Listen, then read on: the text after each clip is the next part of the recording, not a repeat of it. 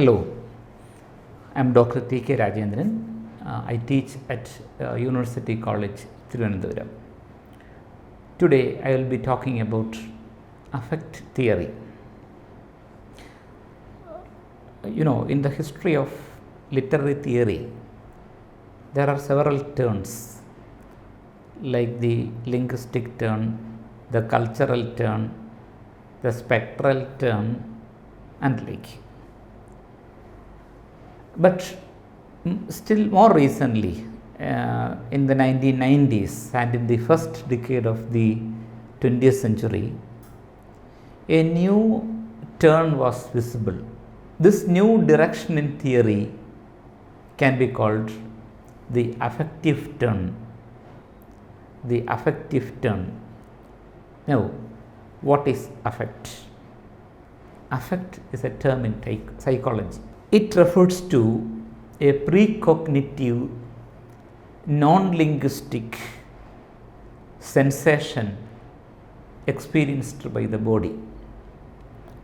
A precognitive, pre-linguistic or non-linguistic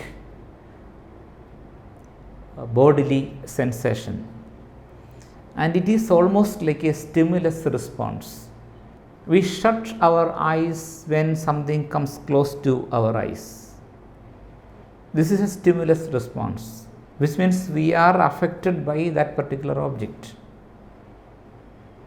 and thus the affect is something that can drive us into action and thought. It is a bodily sensation. It is powerful enough to influence human mood and behavior. In cultural theory, the influence of Saussurian linguistics started the linguistic turn.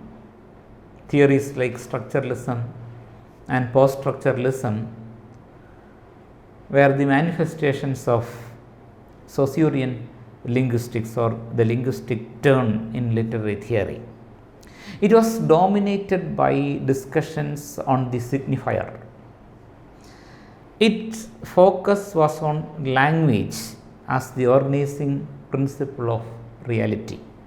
Structuralism and post-structuralism were concerned about how language constructs the reality around us. They viewed everything as socially and culturally constructed. The affective turn was a reaction to this linguistic turn. It was a reaction to the linguistic determinism of the linguistic turn. When the linguistic turn considers reality as constructed by language, the affective turn believes that there is a reality beyond language, and the affects are intimate states of feeling and feelings like happiness, shame, anxiety, and the like. These are experienced by the body, and these are beyond conscious recognition or cognition. And the American psychologist Sylvan Tompkins defined the affect as hardwired, pre-programmed, genetically transmitted mechanisms that exist in us, which when triggered precipitates a known pattern of biological events. He has discovered 9 affects. So, according to Tompkins, there are 9 affects. Of the 9, 2 are positive affects like enjoyment and excitement, and each affect produces some changes in the body. For example, in the case of enjoyment or joy, the body responds by smiling, then lips wide and out and the like. And excitement is expressed by the eyebrows drawn, eyebrows down, then eyes lacking, eyes looking, and closer listening. And there is a neutral affect, that is surprise. And surprise is expressed by eyebrows up, then eyes blinking and like. And the remaining 6 are negative affects, like anger, expressed by the body as frowning or a clenched jaw and the like. Then there is disgust, that is a reaction to bad taste, where the lower lip raised and protruded. Then there is dismell, a reaction to some kind of a bad smell or distaste. So where the body responds by showing upper lip raised and the like. Then there is distress or anguish, which is expressed through crying, sobbing and the like. Then there is fear or terror, which is expressed by the body as a frozen stare or a pale face. And then there is shame or humiliation. In this case, the body responds by lowering the eyes and the like. So these are the 9 affects introduced by the American psychologist Sylvan Tompkins. The affects are permanent state of being, whereas emotions are their manifestations. Emotions are their manifestations of affects. So affects are so complex and sophisticated that they may not be designated by a single emotional label. And so every affect produces a particular emotion. So this system of 9 affects introduced by Sylvan Tompkins can be seen analogous to the Indian system of the rasas. And in the Indian aesthetics, there are 9 rasas or navarasas, and of the 9, 8 were discussed in the ancient Indian treatise Natya Shastra by Bharata, and the last one, Shandam, is an addition to the 8 rasas discussed in the Natya Shastra. The 9 rasas of Indian aesthetics include Sringaram, which means romance or love, then Hasyam, which is laughter or mirth or comedy, then Raudram, that is fury and anger, Karunam, compassion and mercy, Bibhalsam, which is disgust, aversion, then Bhayanagam, which is horror, terror, and then Veeram, which is heroism, then Adbhudam, which is wonder, and finally Shandam, which refers to a peace of mind. And these 9 rasas are produced by what is called as Sthayi Bhavas, permanent state of feelings. Sthayi Bhavas are permanent state of feelings, and these permanent states produce the rasas, the 9 rasas. And in the Natya Shastra, it is said as Yadir Hasascha Shogascha Krodor Saho Bhayam Tada Jugubsa Vismayischedi Sthayi Bhava Pragirtidaha. So each rasa is produced by a Sthayi Bhava. For example, Sringaram or romance is produced by the Sthayi Bhava Rati. Then Raudram, another rasa, is produced by the Sthayi Bhava Krodham. So thus each rasa is produced by a particular Sthayi Bhava. So thus we can see that there are some similarities between Tompkins' system of 9 affects and the Navarasas of Indian aesthetics. And now let us come back to the affect theory. And the affect theory considers the body not as a linguistically or culturally constructed entity, but as a real object. The body is the real object in affect theory. Objects, situations and persons can affect the body in different ways. When I say I am happy, it means I am happy about something, or I am happy about a particular situation, which means that particular thing or that particular situation has the capacity to make me happy. And so, or in other words, that particular object or that particular situation can affect me in a positive way. And affect theory plays a very important role in literary interpretation. It has immense possibilities in literary interpretations, because literature and art are the aesthetic terrain that covers emotions and intimate experiences.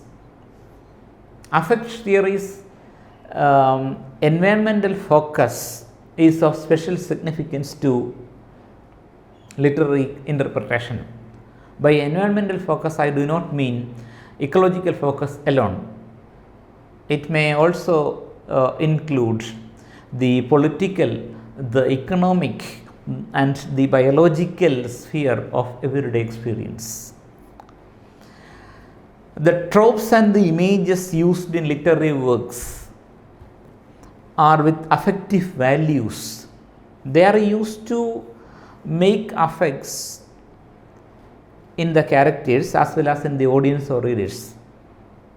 So these images, tropes, metaphors are used to make affects in the characters' minds or in the readers or audience's mind.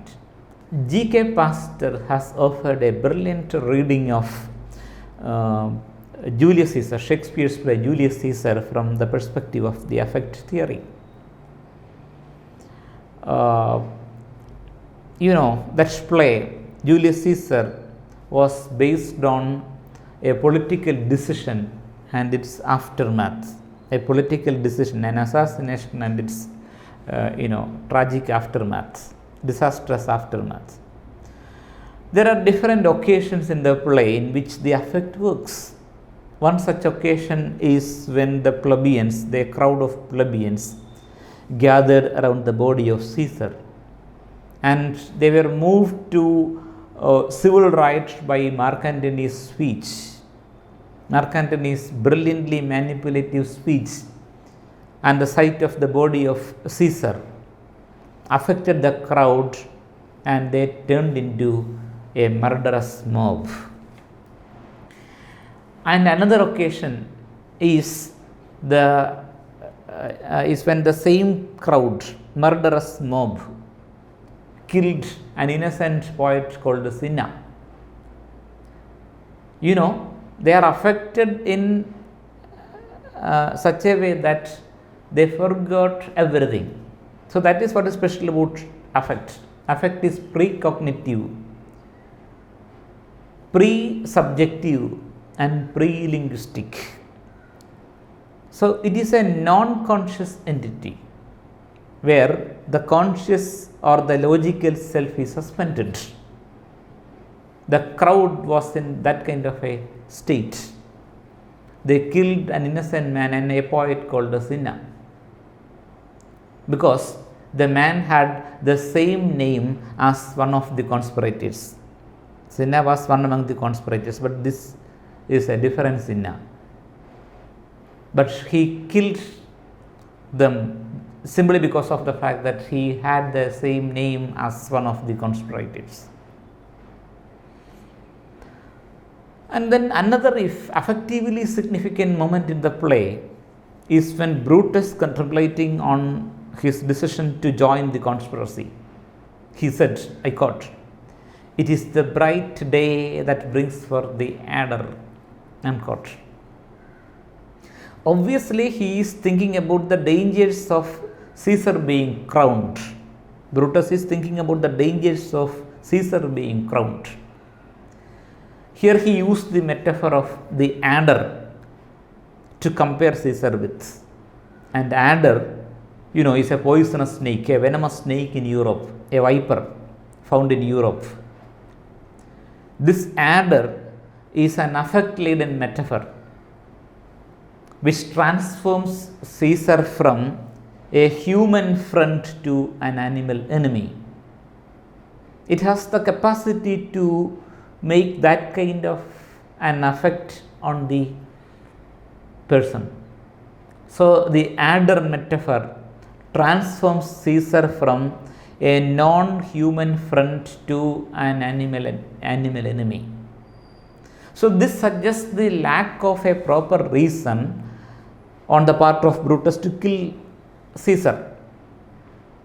But that means it is only by dropping Caesar as an adder that he feels justification for his decision to kill Caesar. Thus the adder metaphor functions as an affective prompt that allows Brutus to commit the murder. In the Elizabethan age, men had an apathy towards snakes, maybe because of some scriptural resonance, because of some biblical associations and the like. The adder metaphor thus allows Brutus to recategorize Caesar from a non-intimate friend for many years to a cognitively unknowable, affectively aversive opponent. Because the adder is that must be that justifies his death. This means a suspension of conscious logical self and return to a precognitive affective state on the part of Brutus. So for the time being, he forgot Caesar as a friend because his conscious or logical self was rather suspended, maybe because of the impact of this affect made by this metaphor adder. And then another example can be seen in Bram Stoker's Dracula.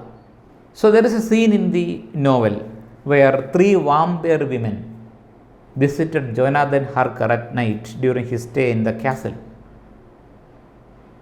And the 3 vampire women appeared before him, and one of them kneels over him and brings her face close to his neck, close to his throat. When she was about to penetrate her teeth into his throat, Dracula appeared there and banished the vampire women, saying, "This man belongs to me." And at the same moment, Jonathan Harker faints and the narration was interrupted. Freudian critics have offered an interpretation of this scene in terms of sexuality and hysteria. The penetrating teeth suggesting the reversal of sexual roles, and Dracula's dialogue as autoerotic or homosexual. And in the 19th century, homosexuality was an evil to be eliminated, that is just like Dracula.